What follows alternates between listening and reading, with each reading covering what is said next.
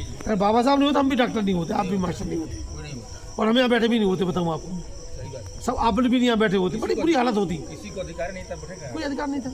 तो बाबा साहब अम्बेडकर भगवान नहीं है, लेकिन भगवान से कम भी नहीं है, भगवान से भी कम नहीं है।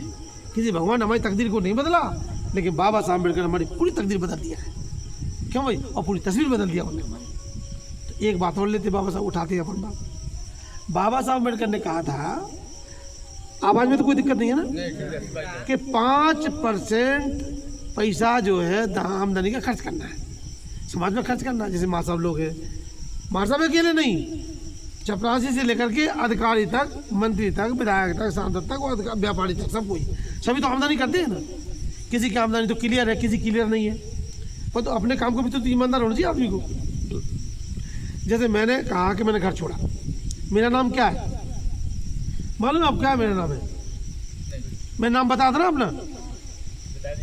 अरे भगवान, देखो इतनी जल्दी भूल गए तो इन्हें क्या याद रहेगा कल के दिन? नहीं, ये नाम तो याद है। हम सोचे कि मेरा नाम क्या है, वही तो मैं कह रहा हूँ। बताओ क्या नाम है अभी का? नाम अभी का पहले का वही नाम है मेरा। दोनों की है। आओ, और क्या नहीं, मेरा वही नाम है, भिक्खू।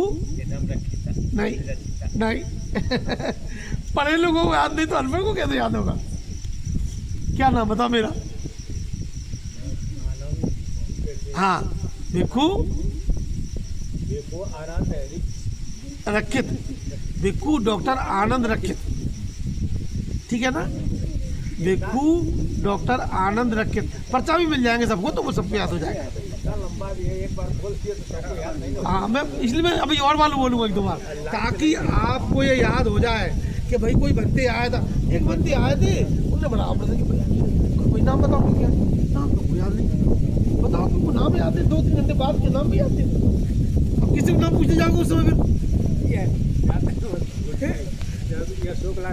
एक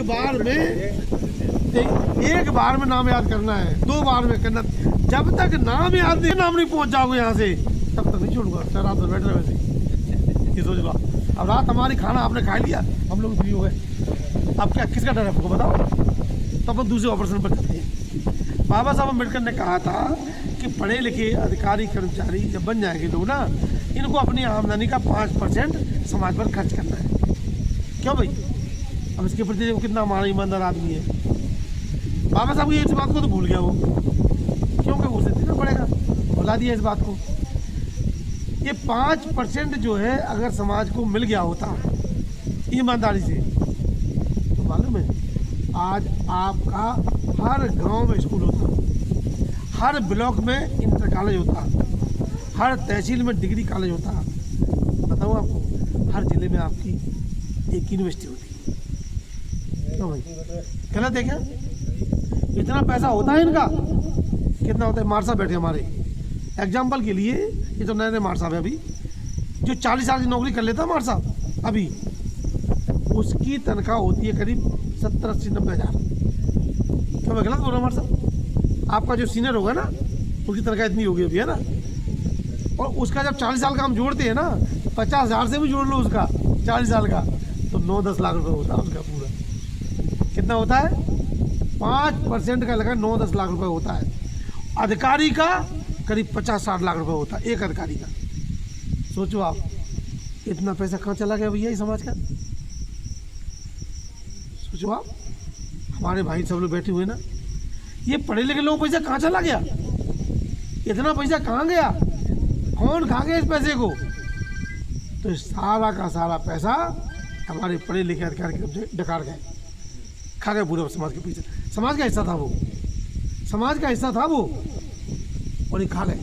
और खा के क्या किया इन्होंने? उस पैसे से इन्होंने अपना मकान बनाया। जिस पैसे से समाज का स्कूल बनना चाहिए था, स्कूल की बिल्डिंग बनना चाहिए था, उन्होंने अपना मकान बनाया है। जिस पैसे से स्कूल की गाड़ी आना चाहिए थी, उनने अपनी गाड़ी खरीदी है। सोचो आप, तो मैं गलत है कैसे? ही है समाज का भला कैसे होगा? आज हम मोहताज क्यों हैं? क्योंकि हमारा अधिकारी कर्मचारी अपने काम के प्रति ईमानदार, अपने कर्तव्य के प्रति ईमानदार नहीं है। तो मालूम है, अधिकारी कर्मचारी घर में जाओगे ना, तो आप तो हमें खिला रहे पिला रहे और बढ़िया सांसों के मान सम्मान से बैठे, देखो 9 बजे भी आप यहाँ बैठे, घर में रोक नहीं पाते हैं हमको एक गिलास पानी पिलाने में उनका पसीना छूट जाता है, क्योंकि मैं तो फील्ड में घूमता हूँ ना।